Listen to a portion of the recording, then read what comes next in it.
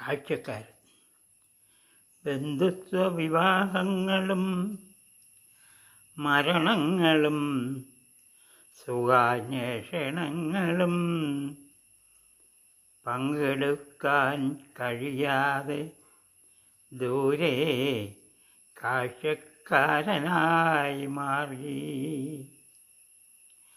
ബന്ധുത്വ വിവാഹങ്ങളിലും മരണങ്ങളിലും സുഖാന്വേഷണങ്ങളിലും പങ്കെടുക്കാൻ കഴിയാതെ ദൂരെ കാഴ്ചക്കാരനായി മാറി.